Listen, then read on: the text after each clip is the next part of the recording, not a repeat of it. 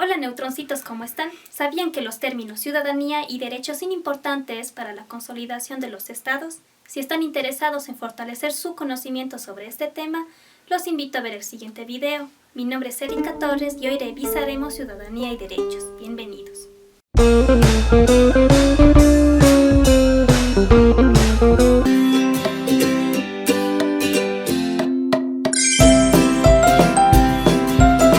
Muy bien, neutroncitos, para hablar de derechos es importante que hablemos de un valor propio que está ligado a la condición humana, es decir, cada ser humano goza de la existencia integral de derechos. Es por esto que los estados están en la obligación de promover, proteger y garantizar su práctica y vigencia. Hablaremos a continuación sobre las declaraciones y derechos. El 10 de diciembre de 1948 se llevó a cabo en París la adopción de la Declaración Universal de Derechos Humanos. Fue un documento que consolidó la respuesta de varios países del mundo en referencia a la violencia y desastres que dejó la Segunda Guerra Mundial. De esta forma se convirtió en el instrumento más significativo para reconocer los derechos humanos a nivel internacional. Esta fecha viene precedida del 9 de diciembre, que se celebra el Día Internacional de los Defensores y Defensoras de Derechos Humanos. Desde la Declaración Universal de Derechos Humanos, estos han pasado a diferentes aspectos cuantitativos y cualitativos. Por un lado, se han podido analizar la cantidad de tratados internacionales adoptados por los gobiernos que han permitido la creación de organismos especializados, como por ejemplo la Comisión de Derechos Humanos de las Naciones Unidas, los Comités de Derechos Humanos de la ONU y la Comisión Internacional y la Corte Internacional de Derechos Humanos. Por otra parte, se ha podido analizar la incidencia de dichos tratados en los diferentes estados y su aplicación y garantía en los siguientes derechos. Primero, derechos civiles y políticos, derechos económicos, sociales y culturales y por último derechos colectivos.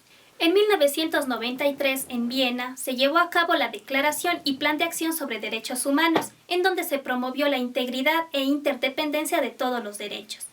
Es decir, todos los derechos humanos son importantes y jerárquicamente todos son equitativos. En este evento se ratificaron tres cosas.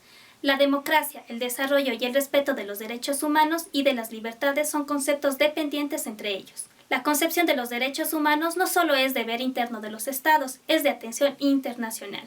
Y por último, los derechos humanos pueden aplicarse de manera colectiva y no solo individual. En 1998, la Corte Penal Internacional adoptó el estatuto que entró en vigencia en el 2002.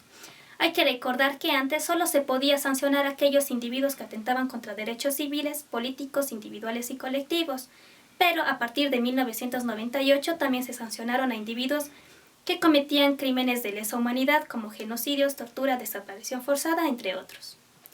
En septiembre del 2001 se adoptó el ejercicio colectivo de Viena y fue aprobado luego de la Conferencia Mundial contra el Racismo, la Xenofobia y otras formas de discriminación e intolerancia celebrada en Sudáfrica. Atención aquí, neutroncitos. Ecuador ha tenido un papel protagónico en tema de fortalecimiento de derechos humanos. Participó en la Convención Internacional sobre la Eliminación de todas las formas de discriminación racial en 1965. También en la Convención sobre la Eliminación de todas las formas de discriminación contra la mujer en 1979. La Convención contra la Tortura y otros tratos y penas inhumanas o degradentes en 1984. En la Convención sobre los Derechos de los Niños y Niñas en 1989, entre otros. En 1996 en Ecuador se creó la Defensoría del Pueblo mediante reforma constitucional cuya vigencia fue ratificada en las constituciones de 1998 y 2008. Pese a su objetivo, esta institución ha atravesado por una serie de obstáculos que le han impedido ejercer independientemente sus funciones. La Defensoría del Pueblo busca garantizar los derechos de los y las ecuatorianas radicadas en el país y en el extranjero, además de precautelar los derechos de la naturaleza. Actualmente la Defensoría del Pueblo se enfrenta a los siguientes retos que pretende erradicar. Primero, actividad extractivista. 2. Violencia de género. 3. Violencia en contra de niños, niñas y adolescentes. Siguiente, limitación de derechos económicos, sociales y culturales. Movilidad humana, inseguridad humana, abuso de poder por parte de empresas públicas y privadas que impiden el acceso efectivo a bienes y servicios. Grave situación del sistema penitenciario del país, limitación a procesos de reparación a víctimas de violación de sus derechos. Y por último, persistencia en la práctica de desaparición de personas. Y para finalizar, neutroncitos, vamos a trabajar con los ejercicios de nuestro libro. El primero, declaraciones y derechos. Indique la fecha y el lugar en donde se llevó a cabo la Declaración Universal de Derechos Humanos. La respuesta es la siguiente: en París, el 10 de diciembre de 1948.